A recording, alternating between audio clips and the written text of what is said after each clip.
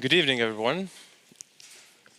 Pleasure to see so many people, even though I just learned we have 8 technology-related events happening in Vilnius today at this time. So thank you for choosing this one. I think it's a 6th season of Tech Leads that we're having. Is it correct, Mindaugas? Yes. And first 5 has been led by our CTO at Vinted, Mindaugas Mazuras, sitting over there humbly in the corner.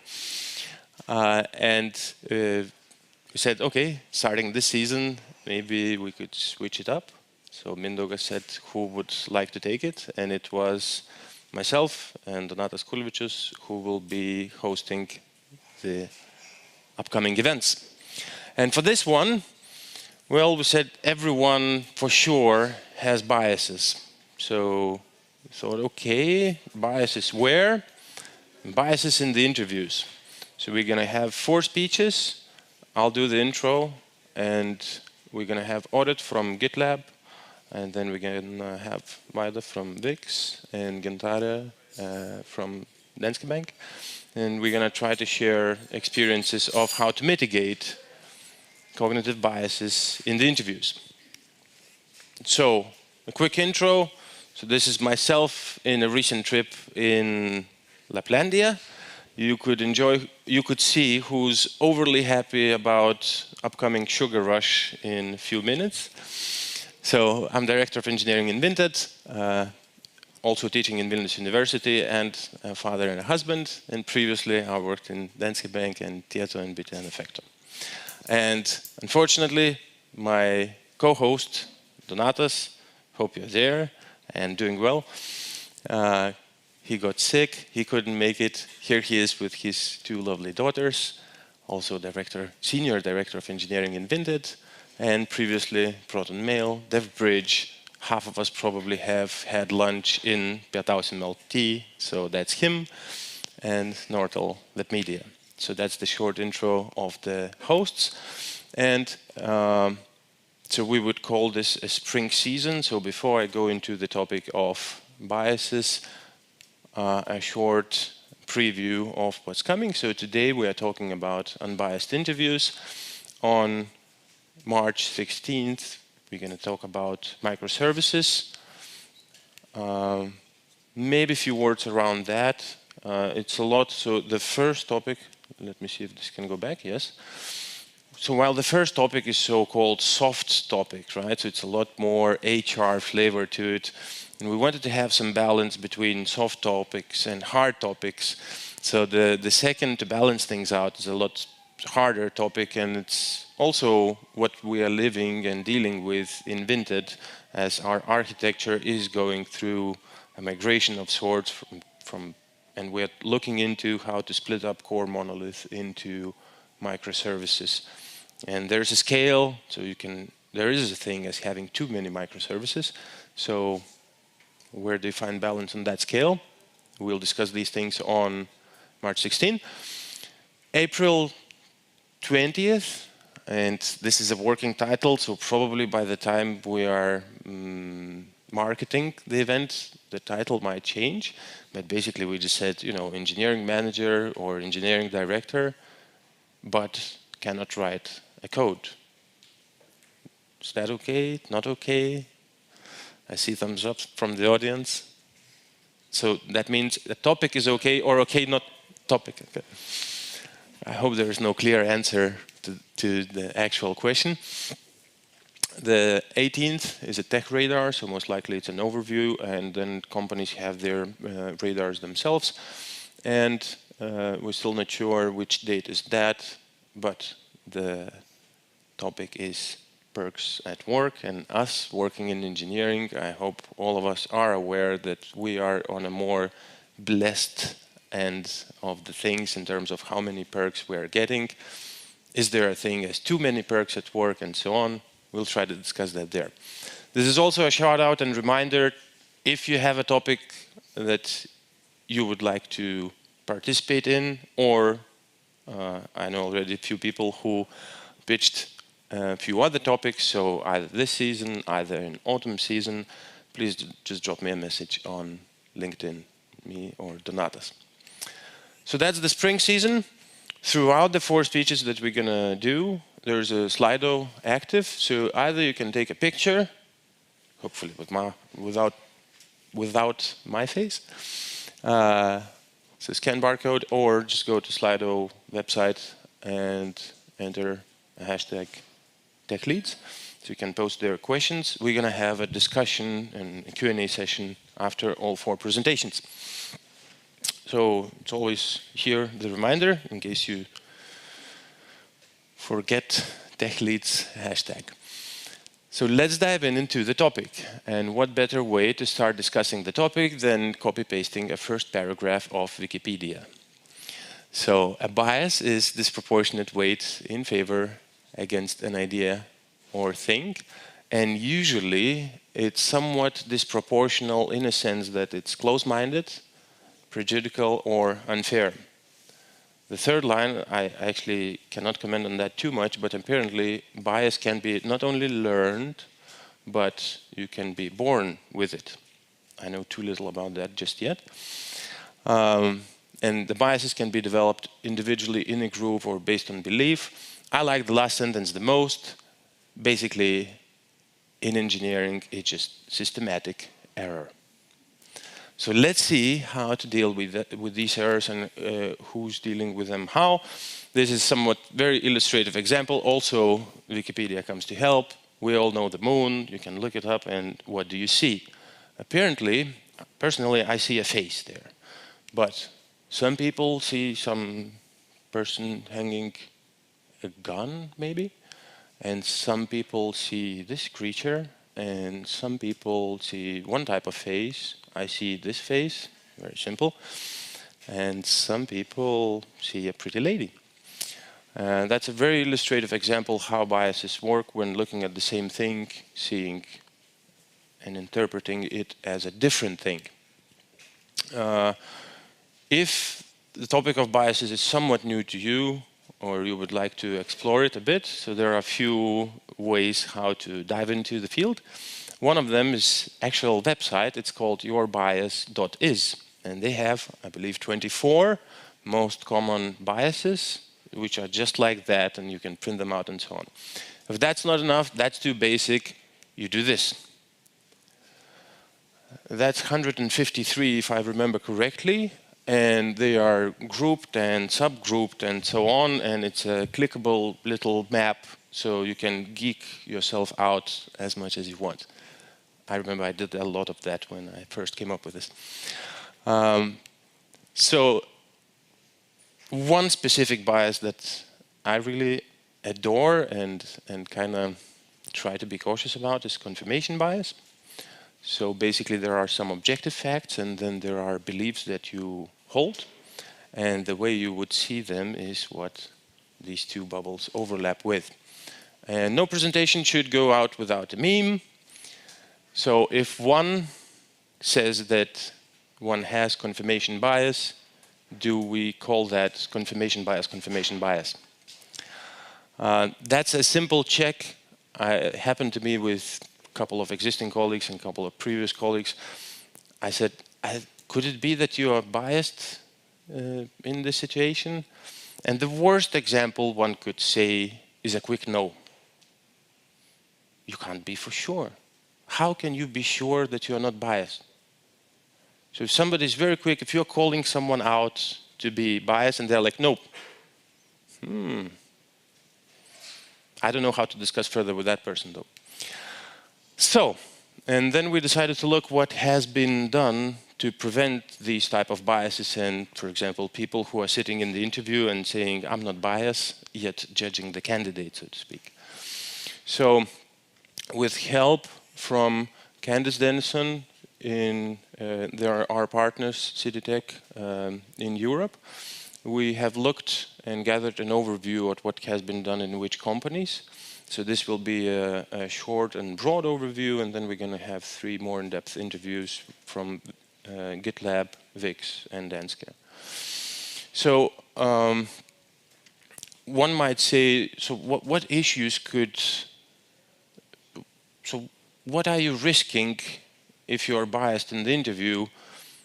And I thought just to myself, so this is not some sort of academic answer here, but being biased most likely will generate you a bunch of false negatives, and that just hurts. Just means you're saying no to a bunch of candidates that you shouldn't be saying no, and that's how you lose your competitive advantage. That's the most simple pain you can get by being biased in the interviews. So let's look at the CV and just try to find how many biases can there be already. So this is some sort of stereotypical CV. My students often ask, I teach them how to make a CV. A lot of times they ask, should I put my picture on it? And it's a long answer, right? Because you could easily say no, but what if they would like to? So we have a discussion, but in the end it basically leads to, by having your picture on the CV, you will disclose your gender, age, race, and these are the kind of simple parameters. But then there are really subtle ones, like one's attractiveness. And it's a very ethical minefield talking about these, so I'll skip that. Then by name, you could also deduct the race or ethnicity. By education, affinity, you could deduct class and socioeconomic, so which university person finished also can, is your family rich, and these things. By dates of education, so actually I did that a couple of times myself when I'm looking at a candidate. It's like, which year did you finish university? Ah, it must be my age. Why am I doing that? I think it might have happened with some of you as well. And then, for example, tenure, if it says like 3 months, you're immediately like, yeah, 3 months must be, you didn't pass your trial period.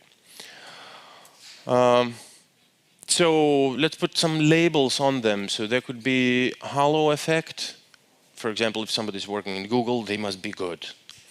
There could be also confirmation bias, as in if I'm thinking that 3 months is trial period and person failed, and I see it's 3 months here, I'll confirm I believe that 3 months equals loser. Affinity bias, for example, if you complete the same course and you have known that it's hard to complete, then we have that. And groupthink, for example, your colleague or your manager says, "Ooh, that place is good," and you start thinking that it's good, though it's only a groupthink. You don't know. You just base it on somebody's talk. And stereotype bias. So these are some labels. I think we're going to share the slides afterwards. I didn't get the consent from all the speakers just yet. So you could look up, you could kind of double click and see them. I'll not go through them here.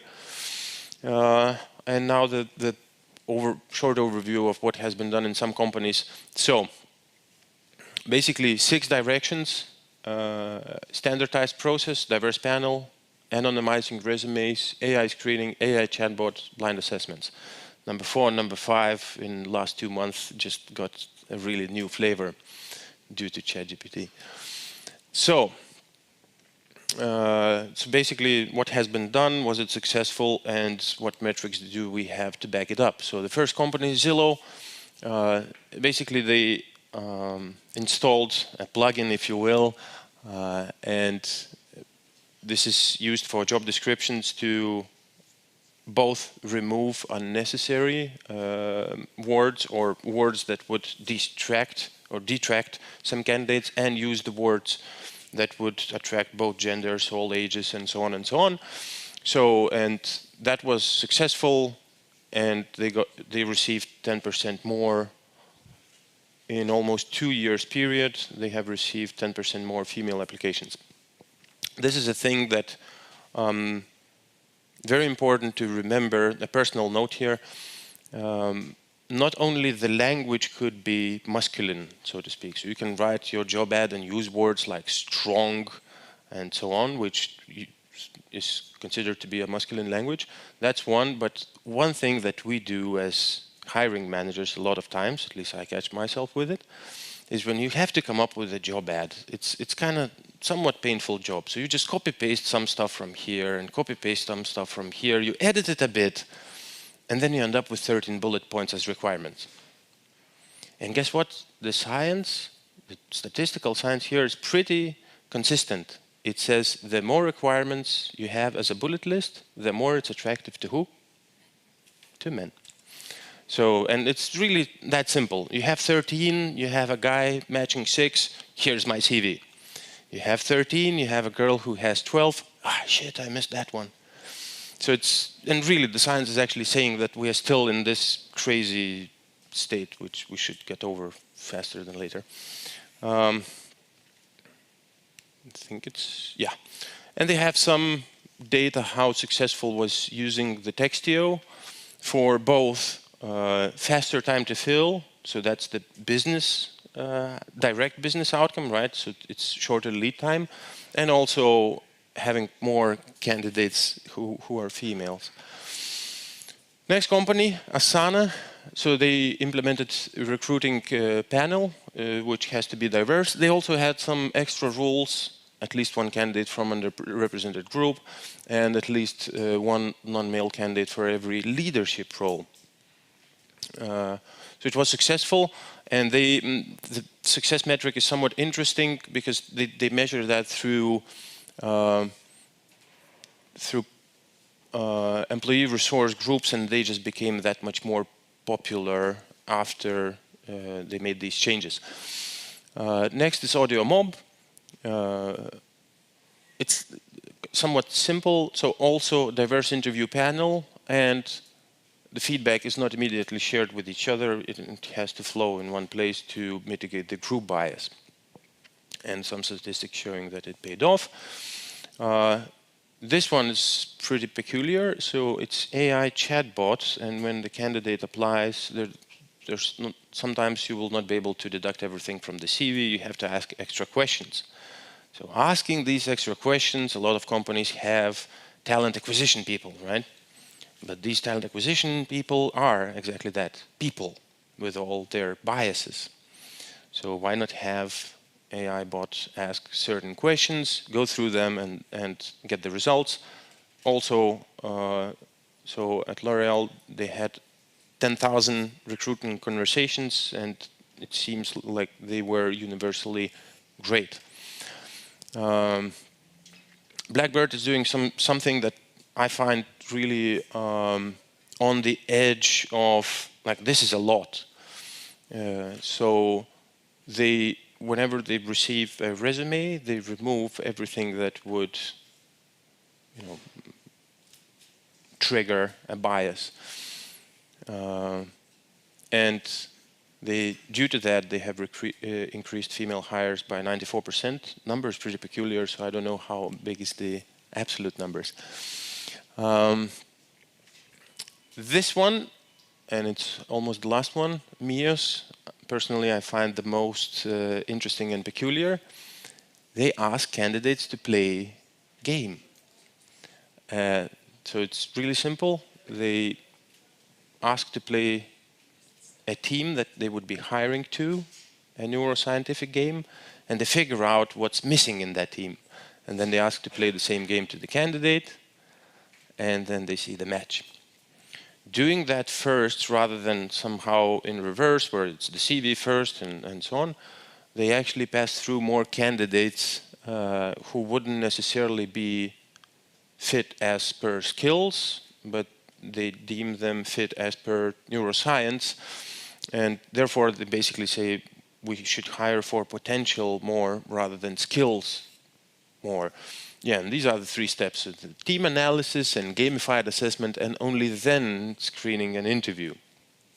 So pretty peculiar stuff. And probably all of us, or majority of us, have heard this one. So 10 or so years ago, Amazon was like, yay, this AI thing should work out, let's make a bot. They made it, they trained it with a bunch of CVs, and they run it for some time, and the bot turns out to be sexist. Why is that? Because it was trained on the CVs that it was trained, and majority of these CVs were males, therefore the neural network behind that made some conclusions, who's more successful and who's less. Wrong. So that wasn't successful, they shut it down. And that is all I had. Do we have Orit on the line? Yes. So thanks for listening. Now time for the second speaker.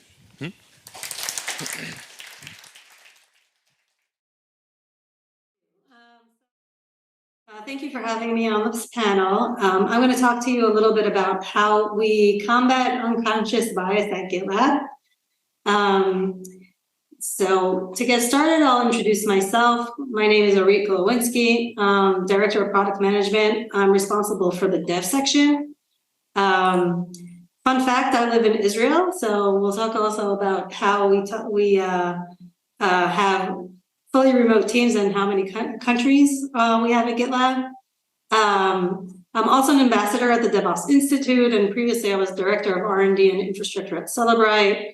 And part of this position was to lead the DevOps department, where I found my passion for DevOps, for CI/CD. I hold a BSc in computer engineering and an MBA specializing in data systems and cybersecurity. So that's a little bit about me. I do want to say some words about GitLab in case you're not familiar. So at GitLab, we have over 2,000 employees. Everyone's remote. This is over 65,000 countries. So you can understand that we have quite a lot of diversity, which we'll talk about in the slides. We have more than 30 million users, active users at GitLab that use GitLab on a day-to-day basis. And we have over 2,400 code contributors to GitLab that are not GitLab team members. GitLab is meant to be a magical place where only problems enter and only solutions exit, but the reality is that developers have to touch many, many tools, and the tools don't necessarily play well together to get from idea to value. So GitLab hopes to simplify that for many developers, bringing in integrated planning, source code, CI, security scanning, package, and container registry, deployment and infrastructure tools, and monitoring to a single platform. And DevOps comes with a great intent, and GitLab is trying to help that become real. So that's a little bit about what we do. I want to talk to you also about the GitLab values. This is very important, and also why bias is so important to GitLab as a company. So we have what we call our credit values. So collaboration, results, efficiency, diversity, inclusion, belonging, iteration, even in our values, and transparency for everything. So everything that we're going to talk about in the next few slides about GitLab, you can find on the GitLab handbook. Everything is fully transparent. And one of our core values is diversity, inclusion, and belonging. And that's why it's important for us to hire a diverse team, make sure that we're not, we don't have this bias, and making sure that our team members feel like it's a safe space for them to be their authentic selves. Similar to some of the companies that were shown before, we also have a performance indicator that actually shows how diverse we are, both in terms of gender, but also in different underrepresented groups. Underrepresented groups could be age, it could be countries, it could be different characteristics. So why does this matter? Why does uncovering your bias matter? It matters because it affects, at the end of the day, our outcome, our processes. In decisions like hiring, we want to make sure we're hiring the right people and not necessarily the people that are exactly like us. I mentioned that at GitLab we have over 65 countries of team members. I'm based in Israel. We are only 5 team members in Israel. So we really want to hire top talent. Doesn't matter where they live. And we want to make sure that our talent is happy and we don't have attrition because of these biases. So I'm going to click through this quickly so we don't have to waste time on the clicks. But tips that we have on recognizing and avoiding biases is, first of all, understanding that we all have bias, right? Like our host said, if the first answer, if you have bias, is no, you probably are biased. So we're all biased, and we just have to recognize that, but we need to cognitively think about that when we're talking to other people. We have to determine what kind of biases are, and you can use either the short model with the 26 or the 100 and something, but you need to determine what are your biases, and then when you recognize it, block it, right? And understand that it's okay for people to have a different opinion than you. You need to be very cognizant of first impressions.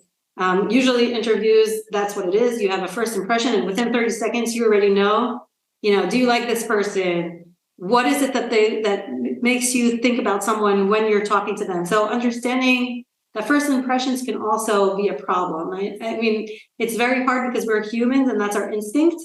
And actually bias is based on things that we are inherently either born or taught to, and historically this was to keep us safe, to make sure that babies recognize their parents and then are afraid of strangers. This is for safe reasons, but we have to understand that that's how we're trained and be aware of that and make sure not to fall into that trap.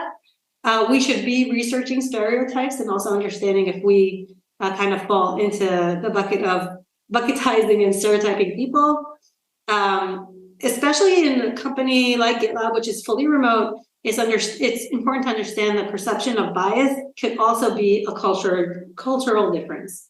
The person that's talking to me hasn't necessarily been raised like I have, doesn't speak the same language as me. So you have to understand what is their intent, what do they mean? And when making critical business decisions, we have to actually invite people with other kinds of decisions, other kind of background, because they actually help us to make sure we don't have biases, but they also challenge us as to what we're used to.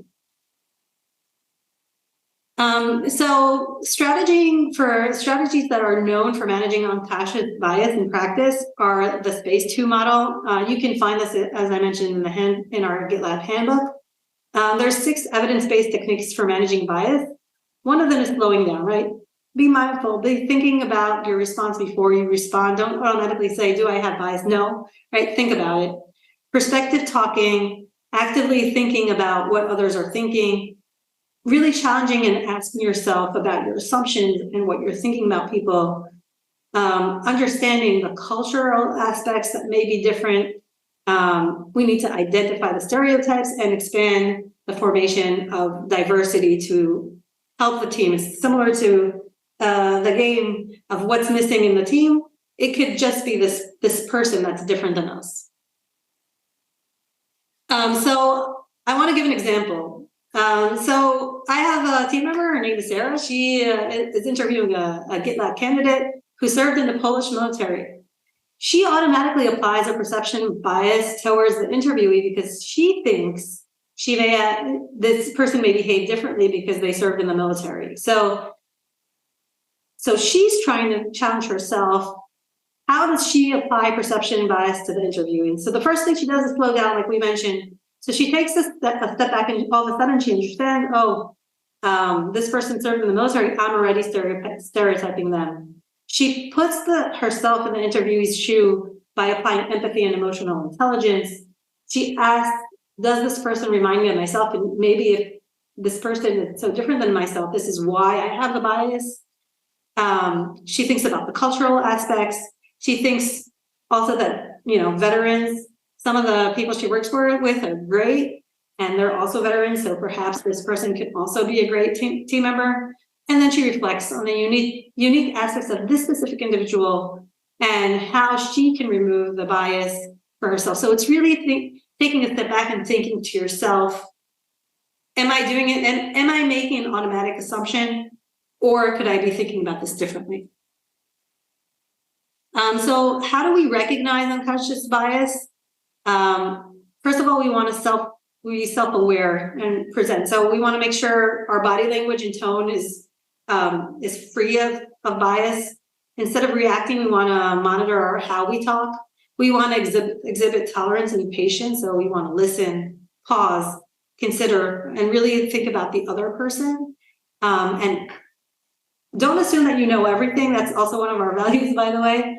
It's asking questions and making sure that you understand the intent, the culture, the answer. We want to make thoughtful impressions and decisions, so challenging what we consider, seek feedback, so really understand how did I behave in this situation, maybe there's something I can learn, and being open-minded, so revisiting, reflecting, and diversifying the people around you. I do want to take a step to talk about diversity, inclusion, and belonging as GitLab's mission. As I mentioned, this is one of our values. So we believe that this is fundamental for the successful of GitLab because we include it in every way possible in everything that we do. We strive for a transparent environment that's globally dispersed and the voices are heard from all over the world. We want to have an environment that people can show up as their true self every day and contribute to their best ability. We have several initiatives at GitLab specifically for diversity, inclusion, and belonging. One of them is Talent Bread. So we spotlight team members that are not the same, right? They're diverse. We have employer and diversity, inclusion, and belonging awards that GitLab has been part of. We have different programs and mentorship programs that we want to help minorities. So we have, for example, a women in sales mentorship program, a sales sponsorship program for other underrepresented team members. We had a women global GitLab mentorship program. So we have an I Am Remarkable workshop, which is, if you're not familiar, is something that was created by Google. It's an initiative that aims to empower women and other underrepresented groups to celebrate their achievements in the workplace and beyond, and to challenge perceptions and self-promotion, which is something that usually women fall short on. So really acknowledging that there are different people and what we can do to help that.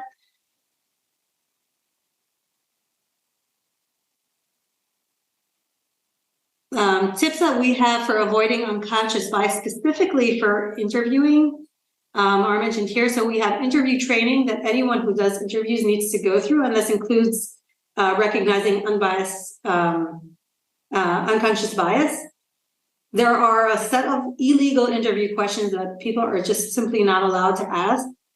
We use inclusive language in recruitment, which is one of the methods that the other companies was using. So really using more generic terminology, making sure that it doesn't necessarily speak in a masculine language, but more inclusive type of environment. We have inclusive interviewing, which means that the panel could be should be also comprised with underrepresented groups. So that could be a female, it could be someone from a different TMRG group, also known as employee resource group in other companies.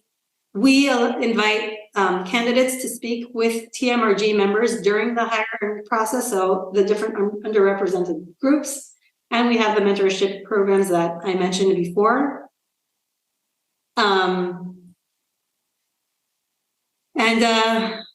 That sums up what we have at GitLab. As I mentioned, this is one of our core values. We have a performance indicator that we review monthly in terms of our hiring statistics to make sure that we're meeting our goal. If you have any questions, this is where how you can reach me.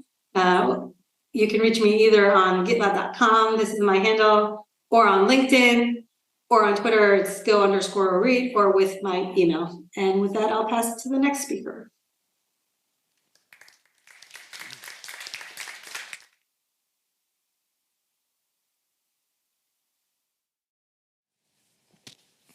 Okay, so hi. Nice to see you all. And okay, this is me. So I'm Vaida. I am mom of 2 kids. I am a curious person. I am a book lover, and I love sports. So sports variation from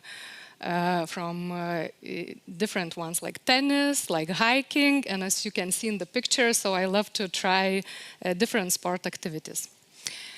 And as well, I am 3 years leading people team at VIX, and I have 15 years of experience mostly in informational technology companies in different roles. And before we go further, maybe some of you already saw this test, but let's check your energy level and see this short attention test. This is a test of selective attention. Count how many times the players wearing white pass the basketball.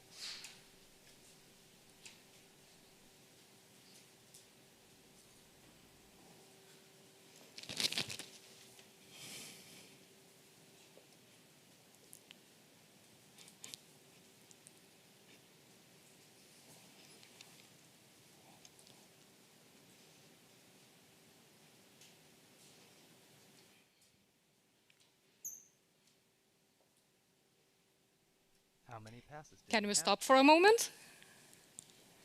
The correct answer. So, okay, the answer is here.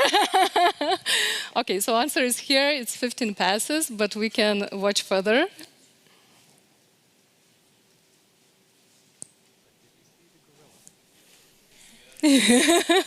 So you're really attentive, so your energy level on a good level. So we can, watch this video till the end. This video is from Yeah, research we can by stop Daniel it. Simons So, and Christopher Chabris this is at the gorilla test, and why I am showing this. Actually, this is one of the most known psychological tests ever made. And what does it show? It shows that if we look into one thing only, we tend to overlook other things. So if we focus during the interview, if we connect to interviews, to some things only, so we have the tendency and we might overlook some other things. But let's move on. So I want to share about Wix way of hiring, and before I start, I want to share my own experience. So looking back, more than 3 years ago, when I started recruitment at Wix, I have my personal situation. I had a daughter, 5, not years, but months. So I was thinking how this new job will blend into my personal experience. And I was asking Wix, so what do you think? What are your thoughts on this? And I got the answers that let's move on. We will make a tailor-made solution for you. So let's try. And then later, after 9 interviews, 2 test assignments, meeting 12 people, maybe 14, I lost the count. And then visiting Israel, here I am. I joined Wix. And maybe as well from my personal experience angle, I can tell about Wix way of hiring. So we are people-centric company. We are caring about individuals, about full personality, and we are taking people for their skills, not for their titles or resumes. As well as you heard from my personal experience, we are going with a tailor-made processes, and personalization is a very important part in our recruitment flow. As well, looking for exceptional people, but as previously mentioned, what does it mean exceptional? So we care about diversity and additional things, different things that could create in the teams, diverse teams.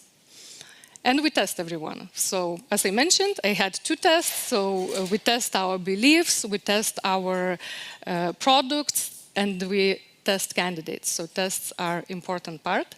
And motivation. In every talk, we check the motivation, but during the previous experience, what candidates are telling and how they're telling what are important things that they are mentioning.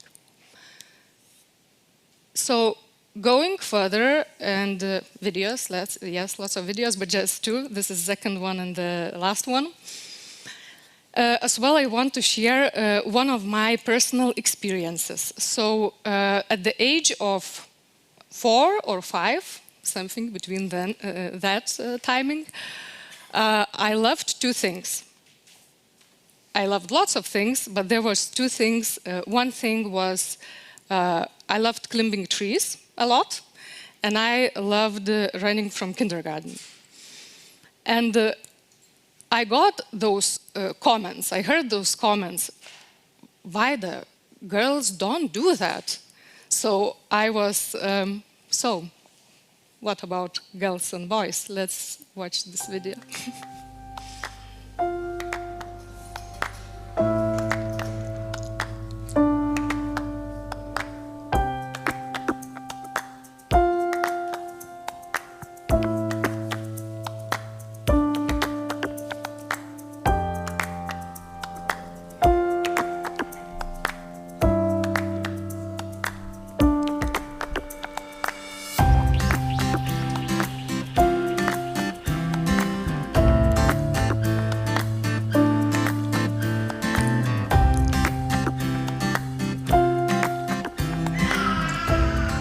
Look at this.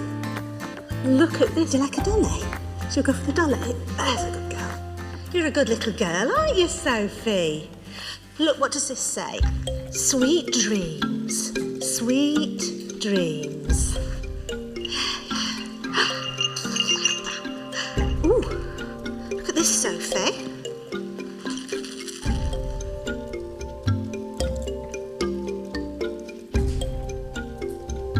Meow, meow.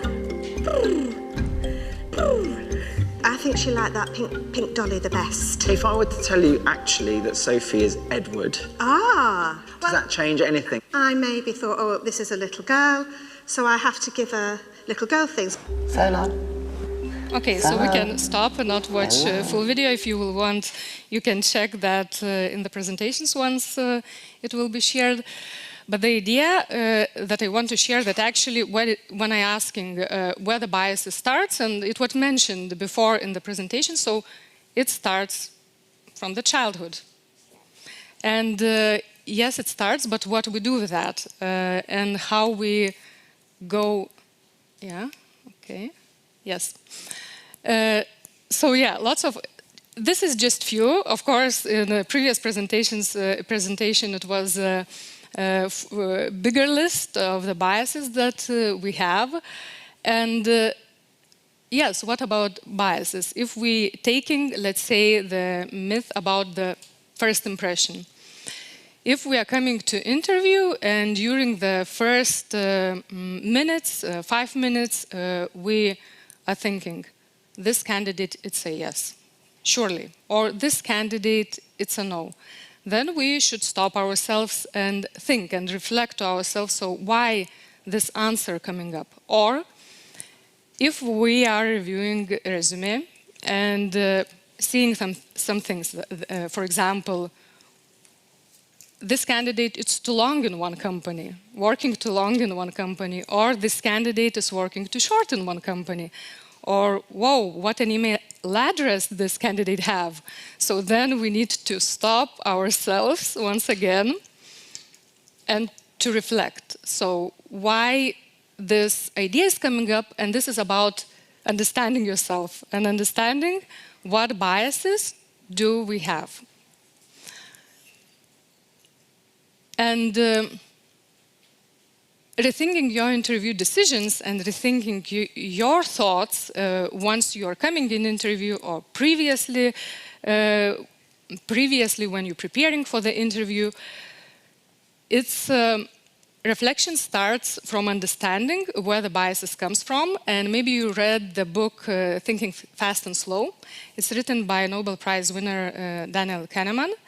And he's presenting one thing, important thing, that we have two thinking systems. And since system one is a automated, emotional, fast, intuitive, and when we are bombarded through the day with plenty of different information we get, usually we use this system one.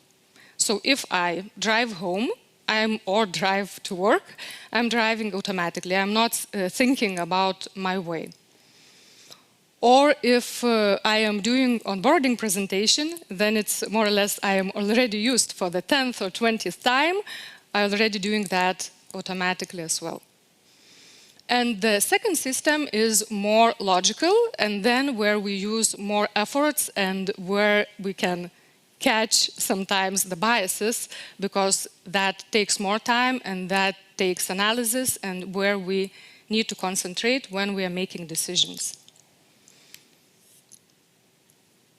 And at VIX, so we spoke about biases, but let's go to VIX, so how we do that. And what we're trying to answer in the interview is 3 parts. It's the person aspect, the position, and the organization. And we're using behavioral interview, and those 3 parts, it's, as it shows in the slide, it's interconnected.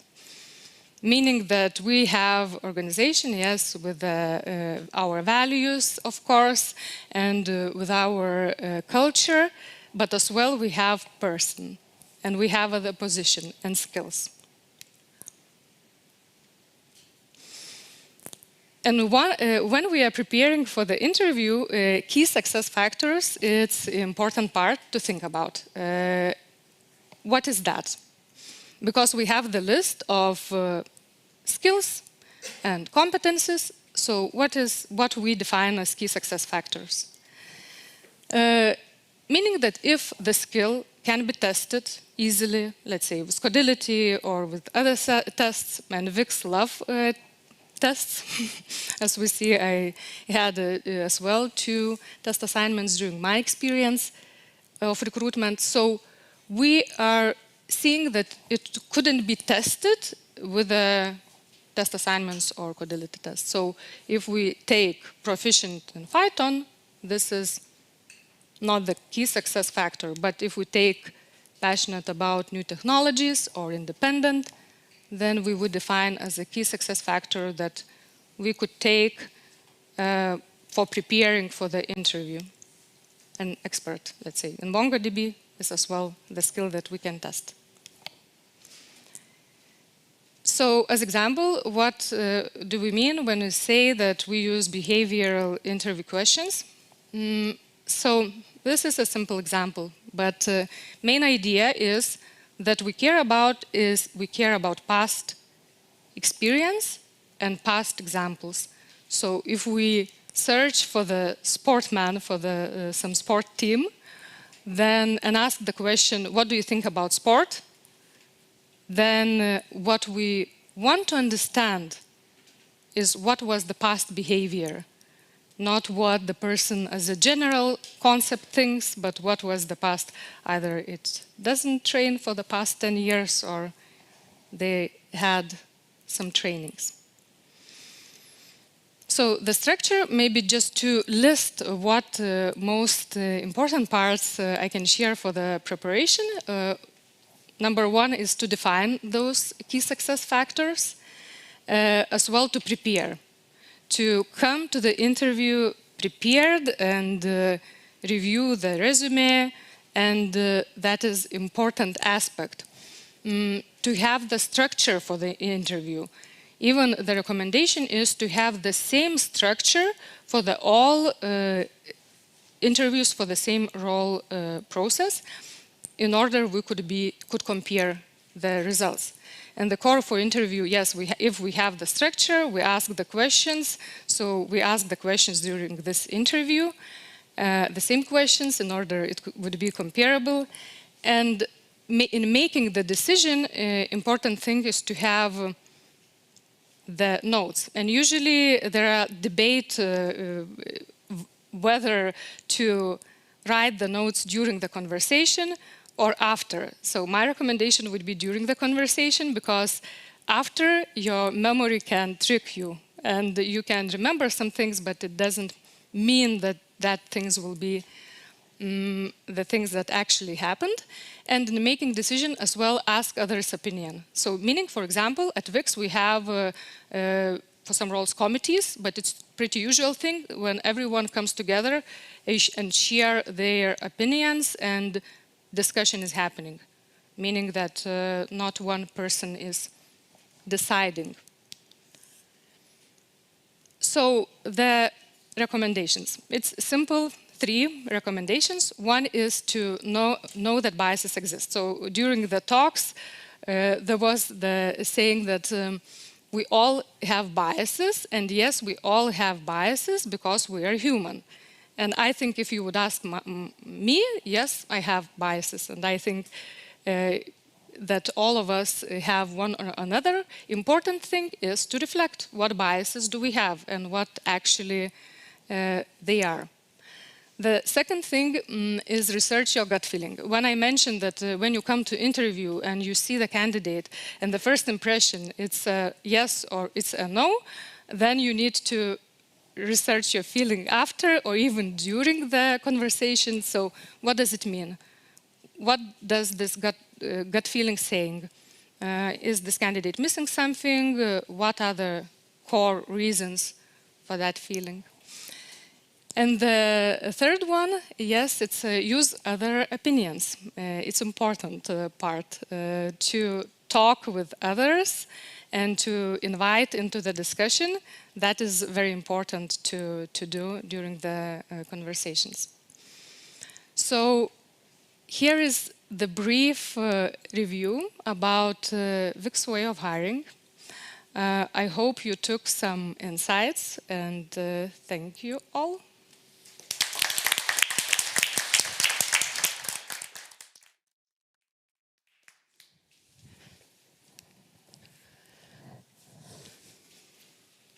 Oh, no?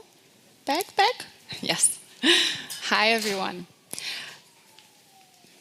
For quite some time now, I have been working with D&I agenda, both in Danske Bank Lithuania and globally. And to be honest, the more research I do on the topic, the more I feel that what I know is much less than what I do not know. A disclaimer, I really don't think that you can become 100% biased, that you can ever have a completely unbiased interview.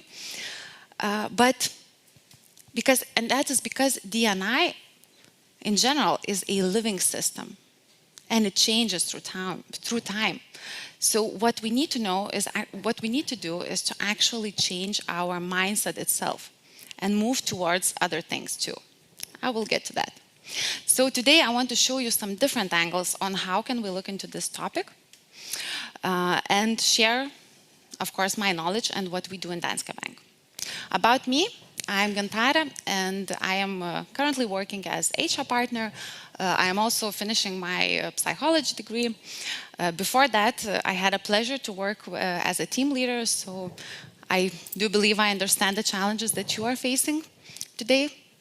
Add my personality, my key strengths, all of my experiences, all of the 200 identified universal biases, and it's pretty obvious that today I'm also biased. And this presentation is affected by it. I'm going to talk through my lens, through Danske Bank lens, and you will at the end also perceive it on your own lens. Talking about perceptions. How do you perceive Danske Bank? A lot of things done. Good. Do we believe in it? Do we think it's important? Do we think if we change society? 100% yes. Are we there yet? It's a start. And it's going to be a journey. And a journey with no final destination. So driven by the realities of the world today, the belief that we have in D&I ideas and how they benefit the company, the teams, the leaders, the great resignation things, and etc. We have done all of these things, and we have put diversity on a very strong focus on that. But in the end, looking into the focus groups, having talks with leaders, and also seeing a very slightly increasing number of diverse candidates, we realized that we may have left something behind. And that is our culture. So, I know it's tempting, but unfortunately you cannot run faster than it. So definitely, if you look into the interview, only into interview and how to make it unbiased and look at it as a separate entity, you lose the core mechanism that is going to sustain it. Or cultures also have their own biases, also bring their own stereotypes and prejudices to the talk. So definitely the interview is very much affected by it. So we need to realize where we are with the culture. And here I'm not only talking about the organization at large. For example, in Danske, we are 4,000 people. We are a part of the global company, so we are only actually 1/6 of the whole Danske group. So definitely we need to do things locally, but we also always need to standardize towards global approaches. And here, of course, it limits us in terms of experimentations. For example, taking in CV, automatic process of CV erasing the data and etc. When you are a smaller company, of course, you can do much more expensive experiments much faster. But what I want you to also look at, it's not only the big picture of the whole company, but also the culture in your teams. Because this is where those people that you hire are gonna come in. So now when we know where we are, what we need to do next. So how does the actual change happen? And here on the left side, you see the very so familiar traditional approach of first, you analyze, you gather the data, the Excel sheets, you think of what has to happen, you create maybe values, create commitments, create awareness, and then you expect everyone to act accordingly, with intelligence and with rational. On the right side, you have a bit different approach, the newer one, that actually says that you need to trigger your unconscious part of the brain first. So first, you make it visual, making something eye-catchy so we clearly see what is the problem, what could be the solution. It's dramatic. Then it triggers your feelings that is going to facilitate the change. So for example, feeling of urgency, feeling of positiveness, etc. And those feelings will then reinforce the behaviors. If you now come back into what Vaida talked about, thinking fast and slow, this actually represents a lot the Kahneman's ideas here about that first you need to create a motivation. And I'm not sure if I think did not mention, but the fast thinking system is the one that is in motion from 90 to 99% of times. And that's a big, so that is going to eat your rational side. So in this part, what we can say and what our ideas coming from this particular theory is that it will take you too much of conscious effort to make the change, to do it consciously. So it will take you too much energy. Your brain is just not capable of acting all the time in the rational manner. What we can do about it, Lisa Kepinski and Tina Nielsen using their experiences, using this model, using Kahneman theories and behavior design, has looked into the creation of practical inclusion nudges that will make your behaviors, that will make it easier for you to change your behaviors. So basically you trigger the motivation of the unconscious system and then you act differently. This is the part where it's the most important. So the inclusion nudges are a lot connected to what Vytautas talked in the beginning. So that's, for example, if you erase the CV, the lines on the CV, then you don't need to go through the CV every time during a conversation. Is this affecting me? What do I think about that age? What do I think about this country? Am I affected by it? You just don't see. So you act, you look for competences. And that's the inclusive way of looking into hiring new people. What we do in Danske Bank? Both. And I don't think that one theory eliminates the other. I think it's a good mix and match thing going on here. So we do both of the things more unintentionally than intentionally, actually. A lot of intuitivity coming into that. And if we look, what exactly do we do?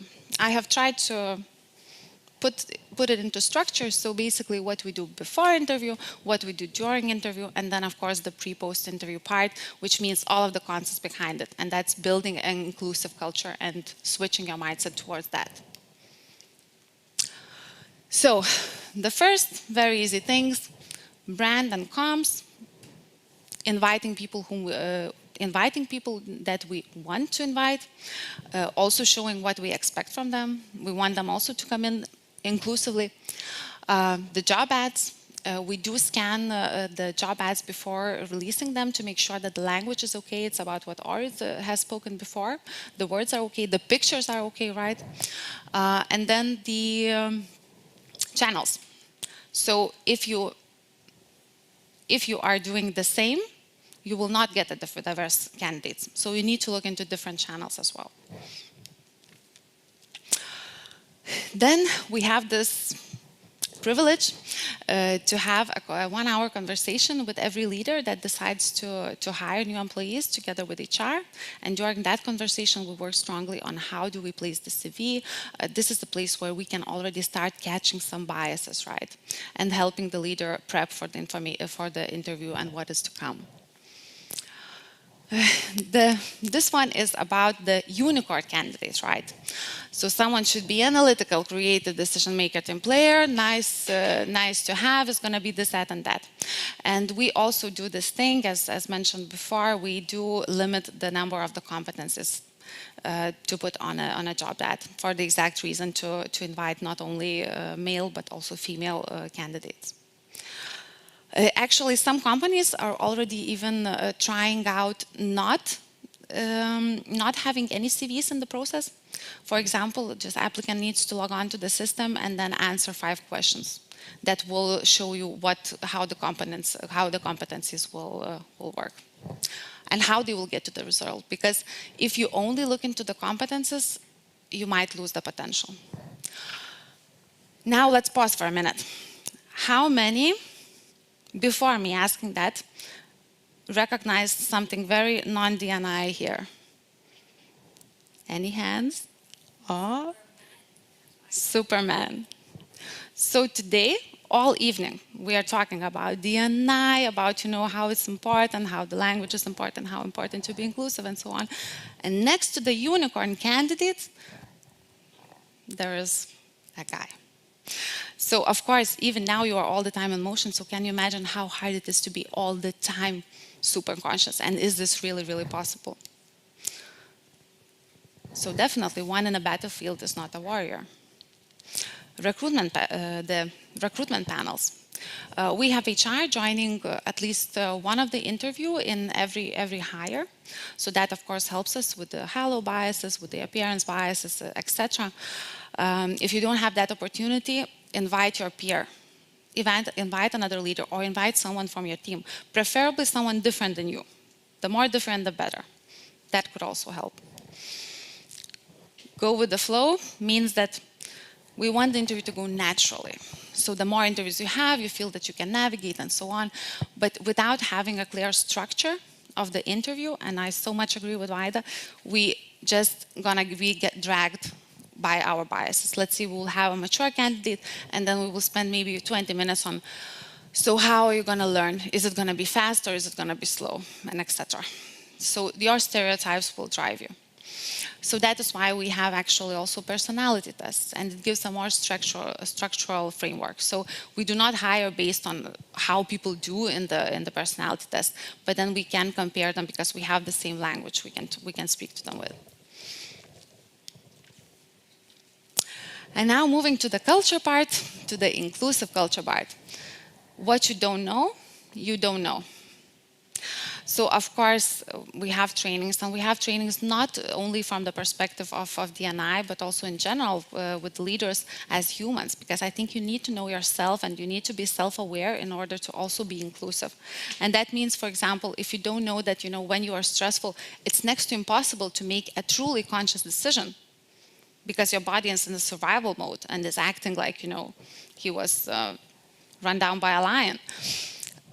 So you will not be able to manage that. So of course, trainings focusing on self-awareness, then also DNI trainings. And here we have an inclusion nudge, actually, which we didn't know was an inclusion nudge, but we were doing it anyway. It's IAT tests, implicit association tests. And they are available online, they are for free.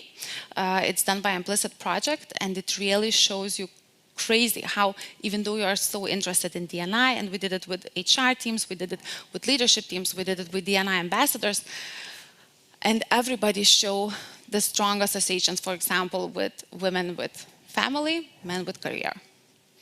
And other things. So quite an interesting way to see the biases and nudge you towards other behavior. And I call HR. We all think that HR, they know the best. They are unbiased and all that. Also humans go through all of the D&I trainings together with us before we do it with leaders. So I encourage you also to challenge HR. After today, go there and say, okay, I think I might be biased. Let's talk about it. Let's discuss it. Challenge me. And we also think that leaders should know better all the time. But that's also not the case. It took me preparing for this presentation to read a book, Invisible Women, about data errors, this big. And my colleague Ruta from HR Rewards, she quotes it every single day. So use that. Go to people who are interested in these things, who want to be inclusive, who are driving these ideas. Do it together, as in organization, but also in your teams. And we do that. We actually do work with D&I ambassadors, who are just our employees from different units. What if I fail? That is one of the loss aversion is one of the biases as well, one of the innate biases. And what we notice throughout experiences, and here the point is to look into the experiences, not only the numbers, is that leaders sometimes feel that they are afraid to lose something. And loss aversion is that you're most likely not going to do something, even though it can give you a great outcome if you are risking to lose something. And that is often when it happens. What if I do this? What if the team will not accept it?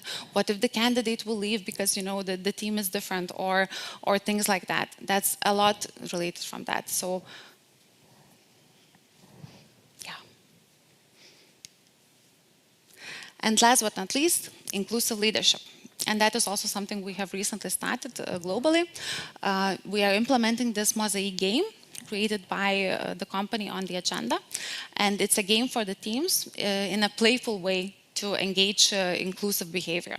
So we talk through dilemmas, we discuss, we actually really see the confirmation bias happening within the group.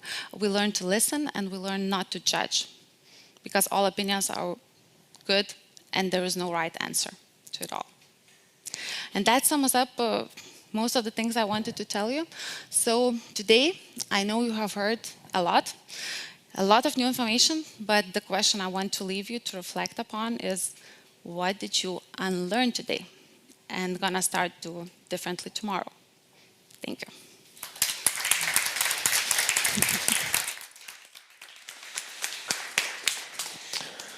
Thanks a lot. I would encourage you to open up your phone. There's 5 questions or so on Slido. And for one of them, I just prepared a mental exercise we're going to do here. Do we still have audits on the line? No. Okay, so it's just 3 of us. I'll try to just get that in your phones. I'll try to flip the screen to show the Slido. Let's see if I can do it without breaking everything up here.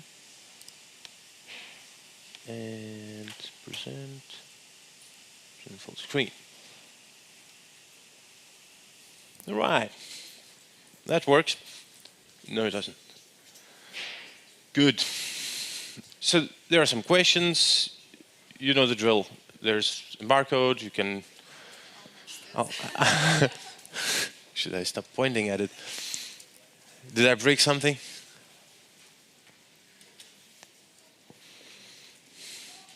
Anyway, I'll just read a question out loud, the one that I highlighted. And the question was, give me a second. I observe peers automatically rejecting candidates from overrepresented group in recruitment process. Any suggestions how to react to this? So I'll just not say what I think is the answer. I'll switch to I'll tell a story and then we'll launch a poll here. So the story goes like this. You as a manager, you are leading a backenders team. Since it's a backenders team, most likely it's 5 guys as males, right? let's assume that. It's just a thought experiment. So you have 5 of them, one of them leaves. You have a spot open.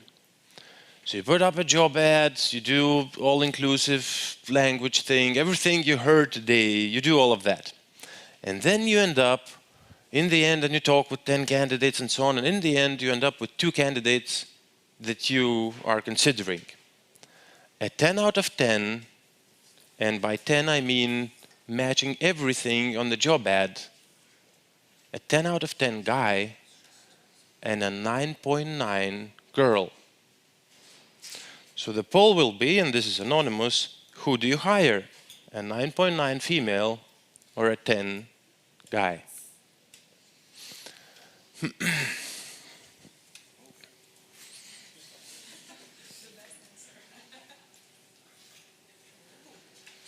So I was thinking when I was making this question, I was thinking what should be the mark to achieve 50-50? And turns out it's 9.9. How many voters we have? 26. There's more people than that. So let's wait a few seconds. I'm not pitching any of those. All right. So I think I would invite you to join the talk as well now, because the questions, I think it's for all 3 of us. My answer to that would be, well, let's continue the thought experiment. What if I make it a 9? What if I make it an 8? At which point do you stop? At which point competence wins? So I asked the very same question. There's a big conference happening in Texas, South by Southwest. And there were heads of HR from LinkedIn, Microsoft, and Google, and one other big company. I popped the very same question. And I was expecting to get a similar answer, but I got 4 out of 4 answers which were exactly the same. And all of them were, you hire the 10 or you change your job ad. Because if you're willing to hire a female in that situation, it means you lack something in the team. Fix the damn job ad and put what you are missing. If it's the empathy that you are missing, if it's the locker room culture that you want to get rid of, put that on the job ad. And go through the process again. Well, nobody does that, so the question still stands. Go back to your company and think what your company and you would do with such question. So that would be my answer. It's not a direct answer to Monica, I think. Was that this Monica? Yes, thank you for the question. I don't know if you want to add something, Vaida or Kantara? I think the answer really represents the point of inclusion, right? Of thinking inclusively, instead of trying to de-bias, but think on inclusion. Yeah. So I'll just get back to the questions. So we close down that one. What is D&I? I think it might be because I said D, E, and I. So it's diversity, equity, and inclusion. Yeah. But sometimes in short, people just go D and I, and yeah. and becomes N. So there's that version as well. Chatbots. So, well, they are created by humans. So if it's regarding the chatbot that was mentioned in my speech, I think that chatbot is not like making judgments. That bot is just collecting the information. So it's not that smart bot, I think. But just to add to that, if you look from the if you look, for example, from the inclusion, Invisible Women in the book, where they talk a lot about the data overall, and they also present this opportunity as looking for AI solutions, but also in there, many research is done that it's majority of the tools are actually biased because they are created by humans. So I guess the comment is really to the point here, that it's still a bit too early to use AI. Thanks. Vaida, anything to add? Yeah, maybe to the point that chatbots, that it's early stage. I think. No? You're not on? No. Could we get Vaida on? Okay. Oh, now you're on. Maybe the point is that it's too early because it's like early stages. If we will look after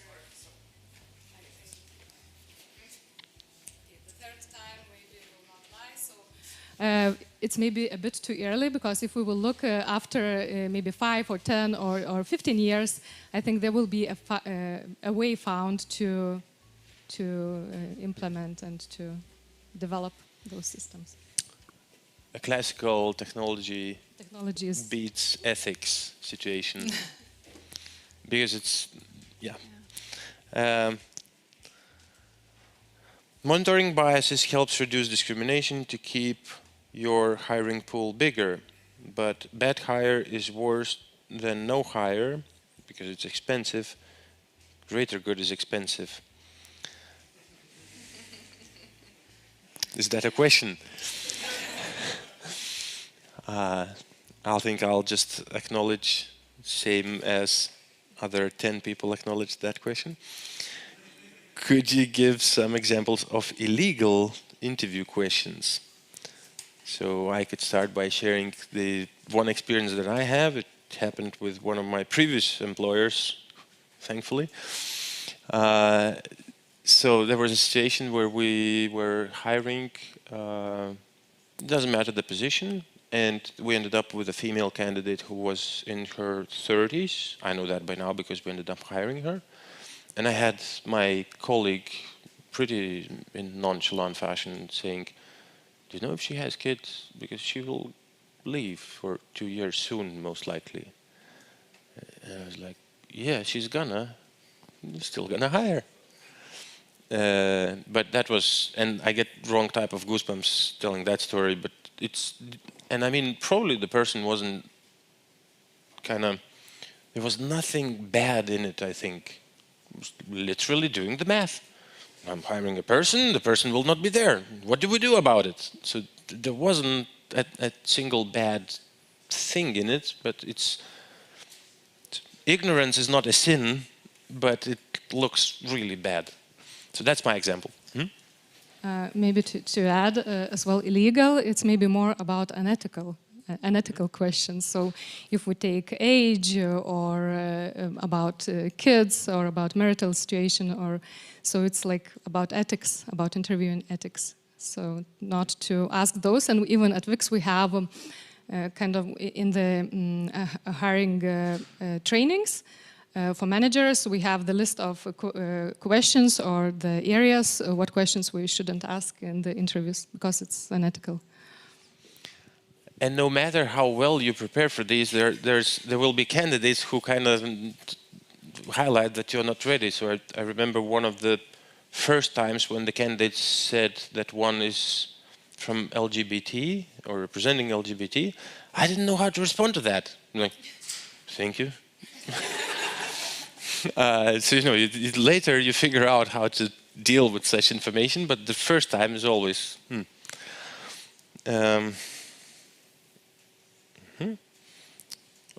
How Vinted applies in practice hiring without bias.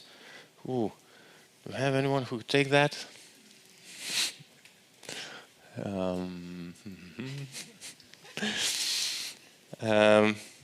I think there's quite a few things,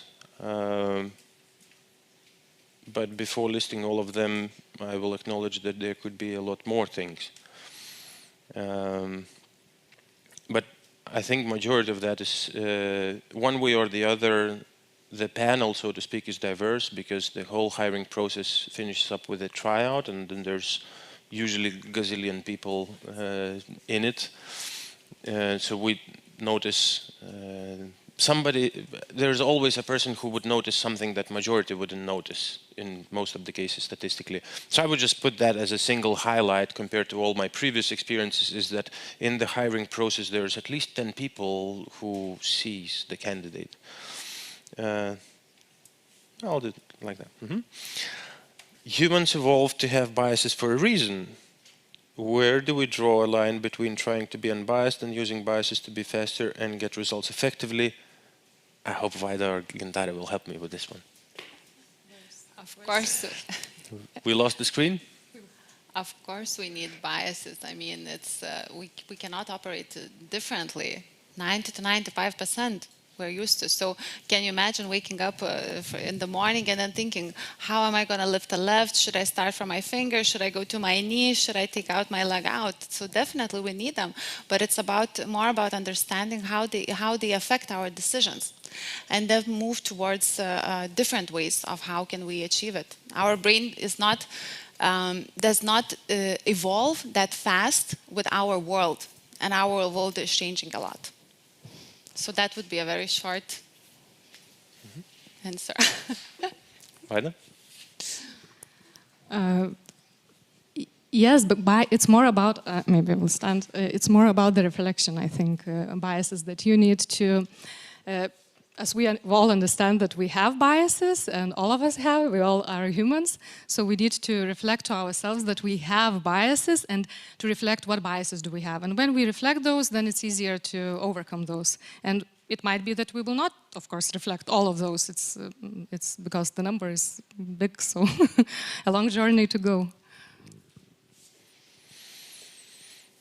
Yeah.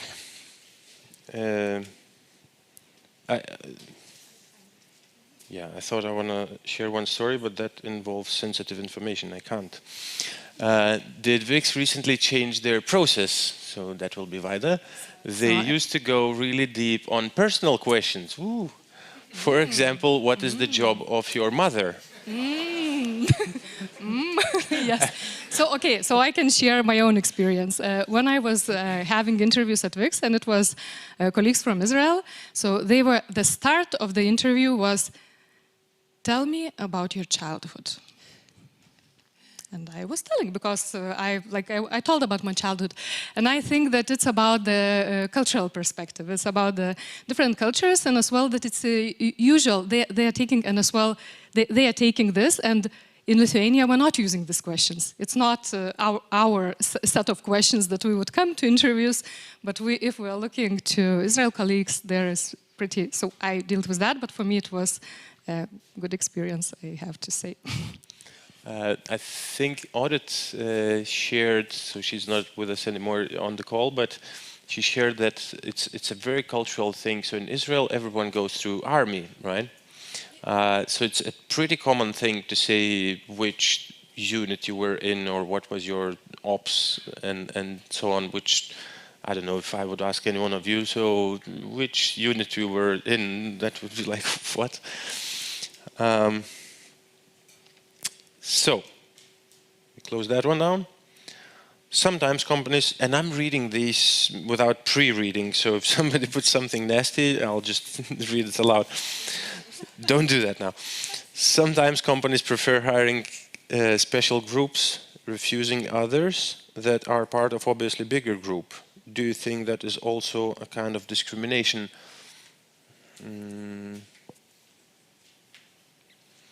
I think we partially covered with the question where rejecting a majority representative without even talking to one. So this is partially related to that.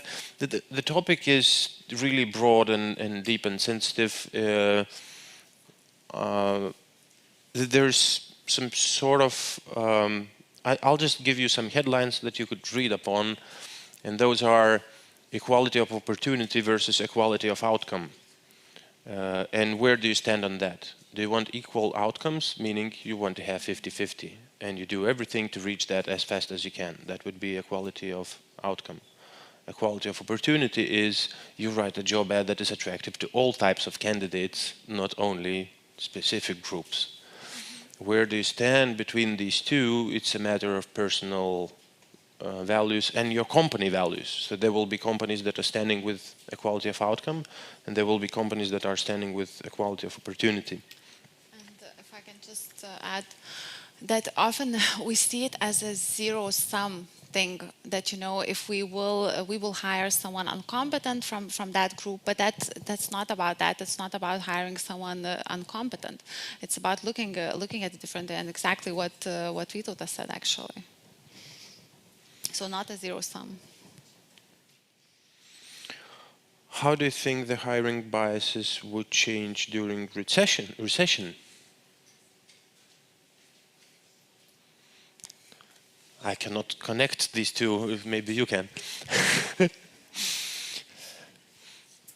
So maybe the person would like to elaborate.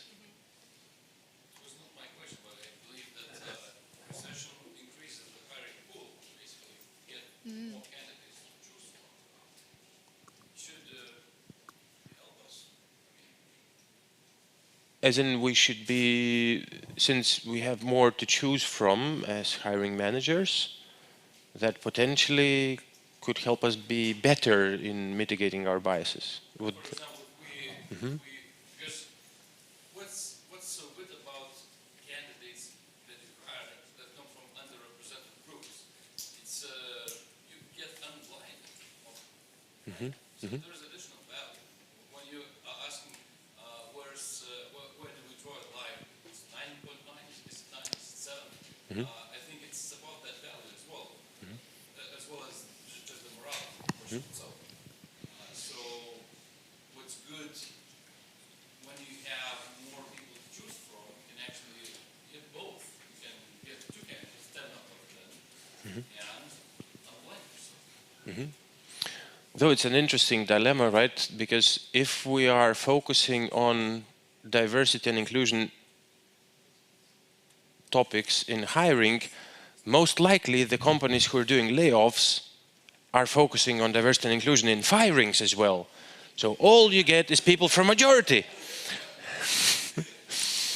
This is not an appropriate joke, but this could be a case, because we should look at diversity and inclusion not only in hiring process, it should be in all processes.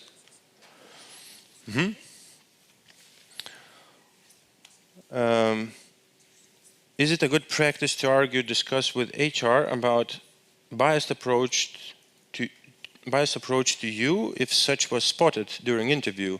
Have you had similar experiences? Maybe I will share about arguing. Maybe I would call it more like feedback, to share the feedback, and it's either during the interview that I felt or I saw or I noticed, and because you don't know, maybe you noticed it, but it doesn't mean that it happened. It's your perception as well. So, but to give the feedback either during or if you felt so after the interview, I think it's valuable for us, for HR as well. I would just add on that, if you remember the pie chart that we voted on, and we had 9.9 female and a 10 male. So now the question for those who voted for 9.9 female. We should make it a poll, but I'll just leave it as a rhetoric question to think. You end up hiring that female. Do you tell her that she was chosen even though there was a better candidate? Or do you hide that?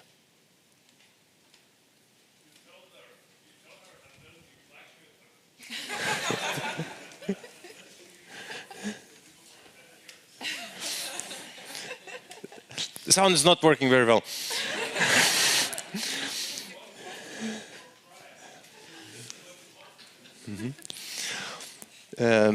And I do this with students, as in I pop the Slido and people keep asking questions, and whenever I do this with students, we agree on a cutoff, because the questions keep coming and we could stay here for long. So I think at this point I could tell you to feel free at any point to stand up, and hopefully nobody else takes offense to that. But I suggest we continue and look at the questions, at least the ones having, let's say, 5 votes, 5 thumbs. So, do you think tests and other techniques makes hiring process more complex for candidates? Maybe they will choose a company that just makes a standard one. I have too little overview of what companies are doing in terms of tests and not tests. So previously I was in Danske Bank, and I know we did tests there, 2 types, and we do 0 tests in Vinted. So, and both seem to work. It's pretty magnificent people that I've been working with then, and same here. But I don't know for... Maybe just to add in it, that it depends, I think, on a company and on the flow, how it's working. And as you mentioned, don't have test assignments and you had experience when you have.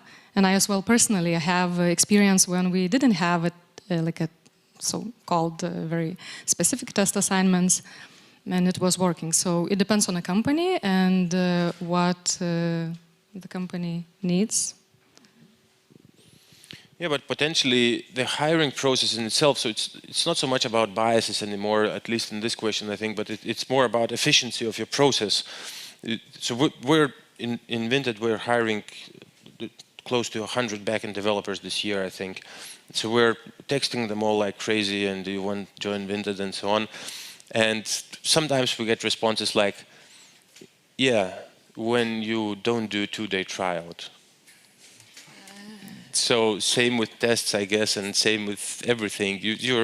It's a trade-off, right? So tests, and let's make this the last question. Hope it's a good one.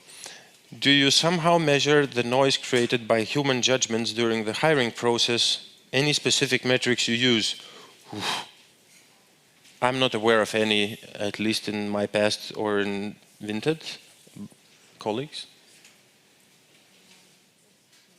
Anyone from the crowd, do you have any metrics to measure? Because basically this is human judgments, that would be, I assume that's basically biases, right? So that was something that outside the process, and how do you measure proportion of that? I read that question like that. Yeah, or as I can see, it's through the hiring process, so it could also be, for example, the CVs that were rejected, and then you check the CVs, what were they about, and then look for a reason if, I don't know, we discriminate against one or the other groups. That could also be one of the... Yeah. All right. So somebody's trolling us because now there's another question with 5. So let's make that the final one. And I promise this is the final, so stop voting. In the example you gave regarding finishing the same hard course, it sounds like a fact. Is affinity bias really bad? I would say affinity bias is not any different than any other bias. Sometimes it could be really bad. Sometimes it could be just like this. I mean,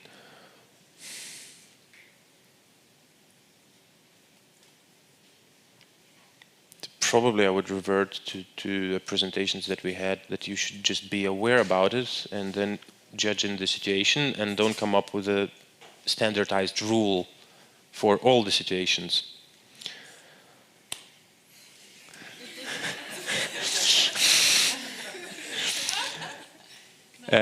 No, I promised this is the end. You can take all these questions informally and stay and have a drink and chat, and we can discuss these then. Thank you everyone for participating.